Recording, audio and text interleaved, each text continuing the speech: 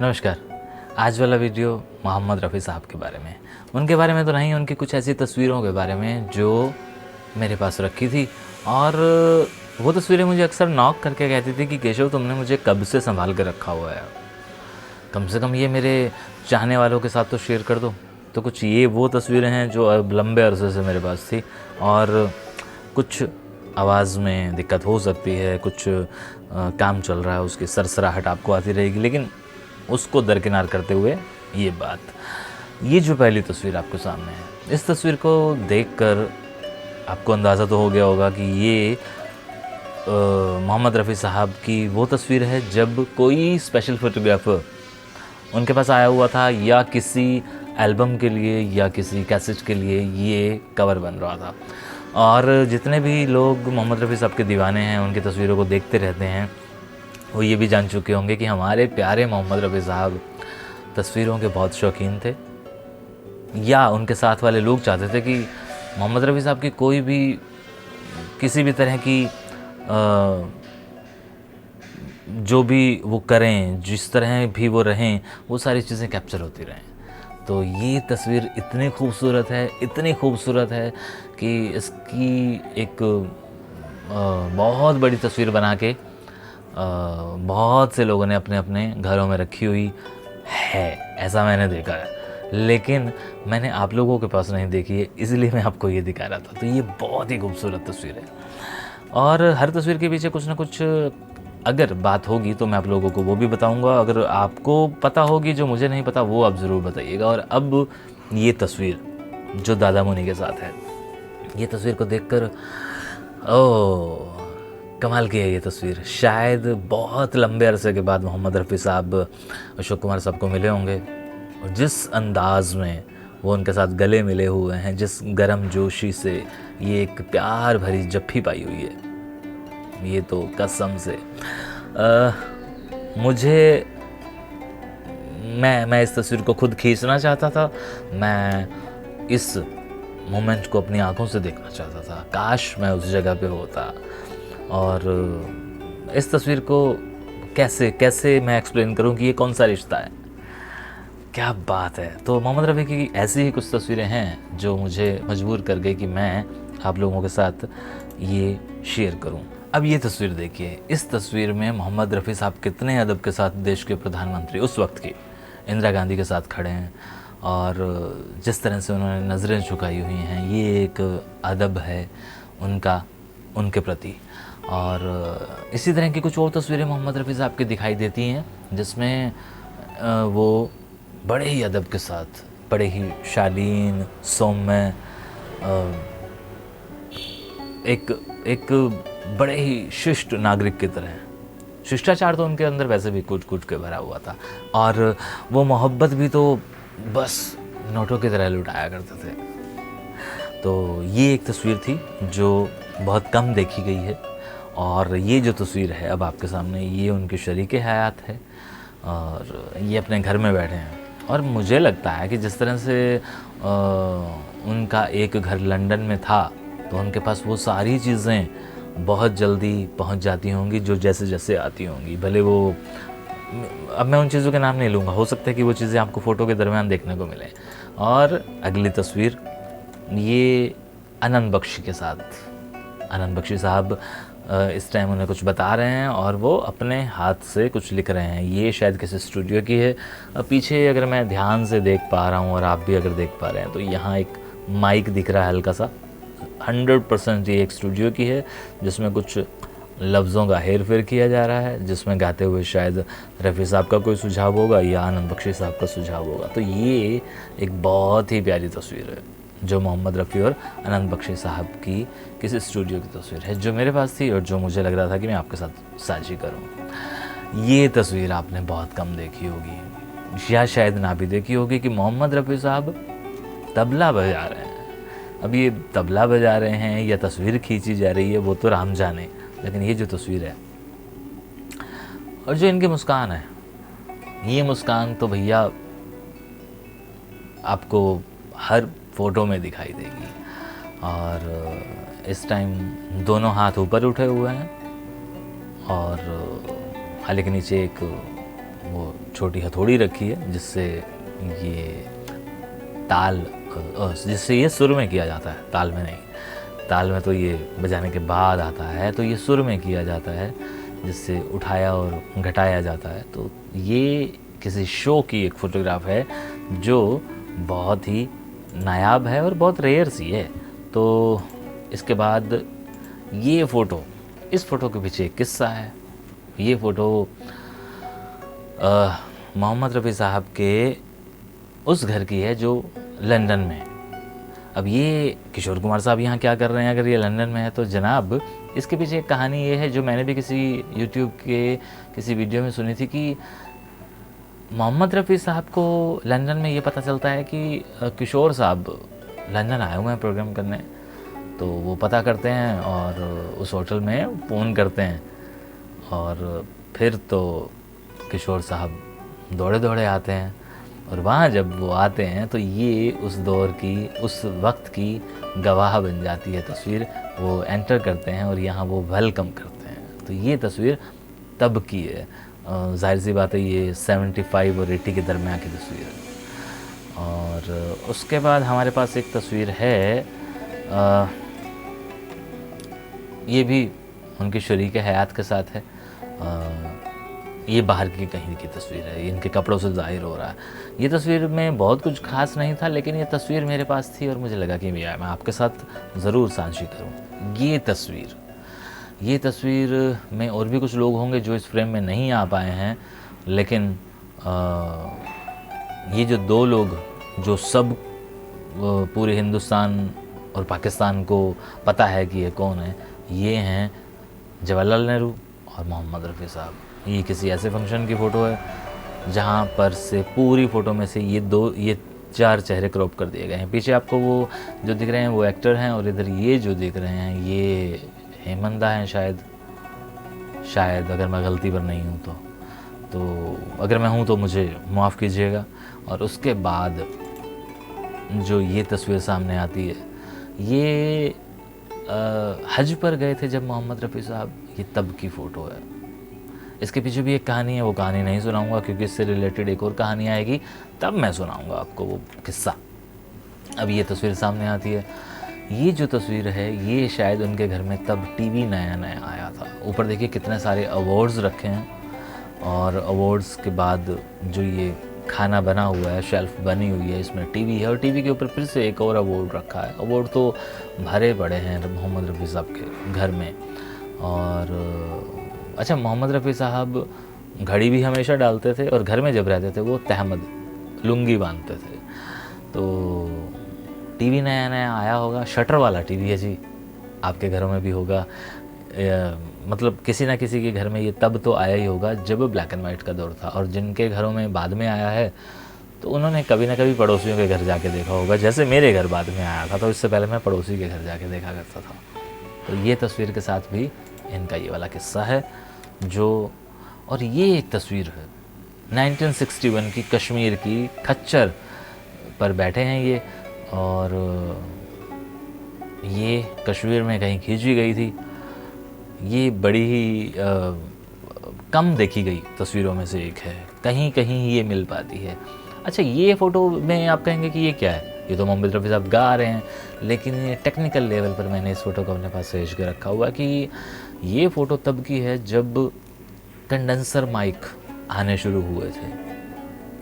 ये शायद तब की फ़ोटो है, क्योंकि पहले अगर आप ध्यान दें तो वो एक दूसरे ही तरह के माइक पे मोहम्मद रफ़ी साहब की या पुराने सिंगर्स की फ़ोटो होती थी, जो हैंगिंग माइक्स होते थे। अगर वो स्टैंड वाले होते थे तो फिर वो एक आपने वो देखा होगा, बहुत ही पुराने लेजेंड से जो आजकल सिर्फ़ और सिर्फ कहीं ना कहीं फ़ोटो खिंचवाने के लिए लगे होते हैं। लेकिन ये जो माइक है आजकल आपको रोड के भी ऐसे माइक दिखाई देंगे, सेनाइज़र के भी आपको ऐसे माइक दिखाई देंगे। ये शायद वो उस दौर का फ़ोटो है जब ये माइक्स नए आए होंगे या स्टूडियोज़ के अंदर कुछ तब्दीलियाँ नहीं हुई होंगी। तो ये एक इसलिए भी, इस लिहाज से भी मैंने एक फ़ोटो रखी हुई है।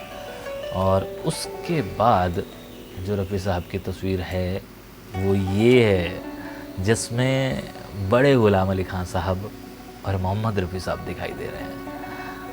अब ऐसा तो बहुत रेयर होता होगा हालांकि एक तस्वीर और ऐसी हमने लता मंगेशकर की भी देखी है जिसमें बड़े गुलाम अली खान साहब गा रहे हैं और वो हाथ में तानपुरा लिए संगत कर रही हैं। और ये तस्वीर तो वाकई में बड़ी नायाब है, कीमती है कि बड़े गुलाम अली साहब और मोहम्मद रफ़ी साहब एक साथ एक फ़ोटो में आ जाते हैं।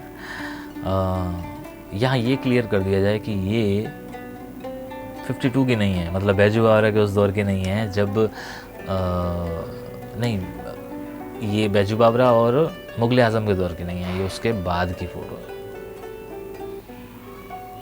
उसका जिक्र मैंने क्यों किया है, आप लोग जानते हैं कि उस पे बहुत बातें हुई थी कि उस फिल्म में दोनों ने स्पेशली गुलाम अली खान साहब ने बड़े पैसे लिए थे। अच्छा, इस फ़ोटो को देखकर आपको लग रहा होगा कि यार ये तीनों लोग कैंपा लेके क्या कर रहे हैं। तलत महमूद साहब, मैंने उस टाइम हेमंत दा की बात की थी, ये तलत महमूद साहब हैं। और मोहम्मद रफ़ी साहब, मुकेश साहब और तलत महमूद साहब, इन तीनों के हाथों में कैंपा है। उस दौर में कैंपा गोला चला करती थी और किसी भी पार्टी में कैंपा गोला बड़े ही शान से सर्व की जाती थी। अच्छा, इस तस्वीर को देख के आपको पता चल गया होगा कि ये तो भैया बड़े ही शौकीन मिजाज के हैं बैडमिंटन के लिए। तो हाँ, ये बताते हैं अपने कई इंटरव्यूज़ में, कई क्या, इनके तो एक दो ही इंटरव्यूज़ हैं। ये खेलते थे, अच्छा बैडमिंटन खेलते थे, इन्हें खेलने का शौक़ था। और ये फ़ोटो एक्चुअली कलर थी, इसे मैंने ही ब्लैक एंड वाइट कर दिया है। तो ये कहाँ कर रहे हैं, कहीं नेट के आसपास कहीं खेल रहे होंगे, वहाँ की एक तस्वीर है। तो ये तस्वीर भी बड़ी ही खूब तस्वीर है जो मैंने अपने पास रख ली और मैंने कहा कि अच्छा, यहाँ फिर से कैंपा सामने आती है, लेकिन इस टाइम स्ट्रॉ लगाया हुआ है और दो कैंपा नीचे रखी हैं। अगर ये उससे पिछली फ़ोटो से रिलेट करती है तो वो दोनों कहीं राइट में होंगे और इनकी फ़ोटो अकेले में खींची जा रही है। तो ये एक फ़ोटो सामने आती है जिसमें कैंपा अगेन पी जा रही है। अब ये तस्वीर मैंने क्यों रखी है, इस तस्वीर को देख के मुझे ओपी नैयर साहब की याद आती है। ओपी नैयर साहब भी बिल्कुल ऐसी मूछें रखते थे। उनकी कुछ तस्वीरें हैं मेरे पास जिसमें मैंने देखा है ओपी नैयर साहब इसी तरह मुस्कुरा रहे हैं, ऐसी ही मूछें रखते हैं। तो इसमें उनका जो एक तरह से आप कह लें कि जो रिजेम्बलेंस है वो बिल्कुल ओपी नैयर जैसी दिखती है। ओपी नैयर की जवानी वाली, ना कि वो एक जब वो पूरी तरह से मतलब हैट लगाने लग गए थे, मैं उससे पहले वाली तस्वीर की बात कर रहा हूँ। अच्छा जी, और ये तस्वीर आ जाती है, पता नहीं कौन सी फिल्म की है मैं नहीं जानता, लेकिन ये मैं देख के बड़ा हैरान हो रहा हूँ कि वन साइड हेडफोन लगा हुआ है रफ़ी साहब को, वो गा भी रहे हैं और साथ में मदन मोहन साहब खड़े हैं। मदन मोहन साहब पे एक छोटा सा वीडियो लेके आने वाला हूँ जिसमें मैं आज इसी वीडियो में बता रहा हूँ कि ये कोहली थे। आपको पता होगा, आप कहेंगे कि केशव हमें क्या बता रहे हो, हम तो तुमसे ज़्यादा वीडियो देखते हैं यार। तो ये रफ़ी साहब का एक खूबसूरत फ़ोटो मदन मोहन साहब के साथ। फिल्म कौन सी है नहीं जानता, कौन सा गाना रिकॉर्ड हो रहा है नहीं जानता, लेकिन रेयर सा फ़ोटो था। ये आ गए नैयर साहब, ये इन दोनों का एक फ़ोटो है। इसमें मोहम्मद रफ़ी साहब ने मोहम्मद रफ़ी साहब ने इसमें मूछें नहीं रखी हुई हैं। उनकी ना मूछों वाली तस्वीरें बहुत कम हैं, बहुत ही कम हैं, और इसमें नैयर साहब ने मूछें रखी हुई हैं। और इन्होंने अपनी आखिरी दौर में मूछें रखनी बंद कर दी थी नैयर साहब ने। हम तो बात कर रहे थे रफ़ी साहब की, वो करते हैं कि ये तस्वीर भी बड़ी नायाब है। लेकिन अभी ये नहीं समझ में आ रहा कि यहाँ पे कितने कैमरे थे, क्योंकि रफ़ी साहब जहाँ उधर देख रहे हैं और नैयर साहब सामने की तरफ देख रहे हैं, तो यहाँ पे शायद कई सारे कैमराज होंगे, इसीलिए ये तस्वीर ऐसी बन पड़ी है। ये तस्वीर, ये हमारे प्रेसिडेंट रहे हैं डॉक्टर राधा कृष्ण, है ना, और ये मोहम्मद रफ़ी साहब के साथ हाथ जोड़े हुए हैं इन्होंने और इनके चेहरे पे मुस्कान है। क्यों? क्योंकि वो एक नायाब हीरे को सुनते रहते होंगे, उन्हें पता होगा कि ये मोहम्मद रफ़ी नाम का शख्स कोई आम बंदा नहीं है, देश की शान है। और मोहम्मद रफ़ी साहब, इन्होंने नेहरू कोट डाला हुआ है खूबसूरत, और कोई इनको अवार्ड मिला हुआ है, वो इन्होंने बैच लगाया हुआ है। और उसके बाद एक तस्वीर सामने ये आती है, ये इस फ़ोटो के साथ हालांकि छेड़छाड़ की गई है, लेकिन ये भी एक डिफरेंट फ़ोटो है जिसमें किशोर कुमार साहब, मुकेश जी, रफ़ी साहब और लता हैं। कौन सी रिकॉर्डिंग होगी मैं नहीं जानता, लेकिन जहाँ तक मुझे याद आ रहा है 3-4 गाने तो इन सब ने इकट्ठे मिलके गाए हैं। लेकिन ये तस्वीर बड़ी अलग थी, तो मैंने इसे रखा और आपके सामने रख दी कि हाँ, ऐसी भी कुछ चीज़ें थी। ये तस्वीर कितनी अलग है। पृथ्वीराज कपूर साहब और मोहम्मद रफ़ी साहब।